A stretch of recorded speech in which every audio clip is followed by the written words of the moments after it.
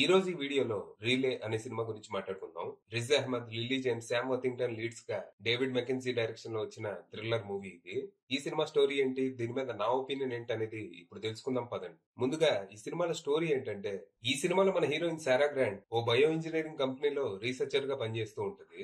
Recent గా ఆ company పురుగు పట్టకుండా ఉండే జెనెటికల్లీ మోడిఫైడ్ వీట్ గ్రెయిన్ ఒకటి కనిపెడతారు. కాకపోతే దీనికి చాలా సైడ్ ఎఫెక్ట్స్ ఉంటాయి. ఇవి తింటే మనుషులకు క్యాన్సర్ వచ్చే ప్రమాదం కూడా ఉంటుంది. ఇదే విషయం మన సారా ఆ కంపెనీ వాళ్ళకి చెప్తే, వాళ్ళు తన రీసెర్చ్ ని తొంగలో తొక్కి తన ఉద్యోగంలోంచి పీకేసి తమ ప్రోడక్ట్ ని మార్కెట్ లోకి లాంచ్ చేయడానికి సిద్ధం అవుతారు. దాంతో సారా ఈ విషయం ఎలాగైనా బయట పెట్టాలని తన రీసెర్చ్ కి సంబంధించిన ఒరిజినల్ డాక్యుమెంట్స్ ని ఆ కంపెనీ నుంచి ఎత్తుకొచ్చేస్తుంది. ఈ విషయం తెలుసుకున్న ఆ కంపెనీ సారాని అన్ని వైపుల నుంచి కార్నర్ చేసి బెదిరింపులకు దిగుతారు. ఆ డాక్యుమెంట్స్ తిరిగి ఇవ్వకపోతే చంపడానికి కూడా వెనకాడమని తనకి తెలిసేలా చేస్తారు. దాంతో భయపడిపోయిన తను ఆ డాక్యుమెంట్స్ ని వెనక్కి ఇవ్వాలని డిసైడ్ అవుతుంది. కానీ ఆ డాక్యుమెంట్స్ వాళ్ళ చేతికి అందిన మరుక్షణం తనని చంపేస్తారని గ్రహించిన సారా రీలే సర్వీసెస్ ద్వారా మన హీరో అయిన యాష్ ని కాంటాక్ట్ అవుతుంది. ఇక మన హీరో యాష్ విషయానికి వస్తే, తను ఈ రిలే సర్వీసెస్ ద్వారా పెద్ద పెద్ద కరప్ట్ కార్పొరేట్ కంపెనీలకి, సారా లాంటి విజిల్ బ్లోవర్లకి మధ్య మీడియేటర్ గా ఉంటూ ఆయా ఇష్యూస్ ని సాల్వ్ చేసి తన క్లయింట్స్ ని సేవ్ చేస్తూ ఉంటాడు. కాకపోతే తను అడిగినంత ఇవ్వాలి. ఈ ప్రాసెస్ అంతా తను ఫోన్ల ద్వారానే చేస్తూ ఉంటాడు. తను ఎప్పుడు ఏ పరిస్థితుల్లో కూడా తన క్లయింట్స్ ని డైరెక్ట్ గా కలవడు. ఇక ప్రస్తుతం సారా గురించి, తన సిచ్యువేషన్ గురించి తెలుసుకున్న తన నా కంపెనీ నుంచి కాపాడటానికి ఒక ప్లాన్ సిద్ధం చేస్తాడు.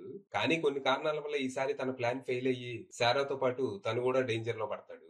మరి తర్వాత ఏం జరిగింది? అసలు ఆ కంపెనీ నుంచి సారాని కాపాడటానికి యాష్ వేసిన ప్లాన్ ఏంటి? అది ఎందుకు ఫెయిల్ అయింది? ఇంతకీ ఈ రిలే సర్వీసెస్ అంటే ఏంటి? ఇది ఎలా రన్ అవుతుంది? చివరికి ఈ ప్రాబ్లం నుంచి సారా, యాష్ సేఫ్ గా బయటపడగలిగారా? ఈ ప్రాసెస్ లో వీళ్ళు ఎదుర్కొన్న సవాళ్లేంటి అనేది మీరు సినిమా చూసి తెలుసుకోవాలి.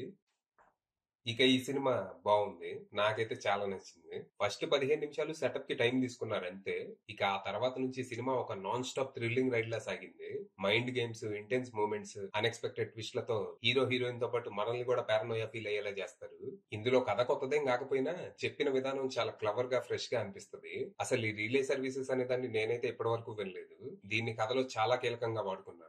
ఇక ఇందులో మన హీరో యాష్ క్యారెక్టర్ ని చాలా బాగా డిజైన్ చేసుకున్నారు. హీస్ హైలీ ఇంటెలిజెంట్, కానీ ఒంటరి వాడు. తను చేసే పని కూడా తనకి తగ్గట్టే ఉంటది. పెద్ద పెద్ద కరప్ట్ కార్పొరేట్ కంపెనీల బండారం బయట పెట్టాలని ప్రయత్నించి ప్రాణాల మీదకి తెచ్చుకొని ఒంటరి పోరాటం చేసే వాళ్ళకి తను సాయం చేస్తూ ఉంటాడు. తన బ్యాక్ స్టోరీ కూడా బలంగానే ఉండింది. ఇక సారా క్యారెక్టర్ ని కొంచెం నేచురల్ గా డిజైన్ చేసుకున్నారు. దాదాపుగా తన క్యారెక్టర్ చేసే పనులన్నీ రియాలిటీకి దగ్గరగా ఉంటాయి.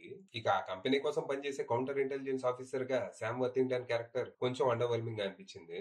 దాదాపుగా ప్రీ క్లైమాక్స్ వరకు తను హీరో ముందు తేలిపోతూ ఉంటాడు. కాకపోతే లాస్ట్ లో తన అసలైన ప్లాన్ రివీల్ అయ్యాక, ఓ ఈడు కూడా తెలివైనోడే అనిపిస్తుంది.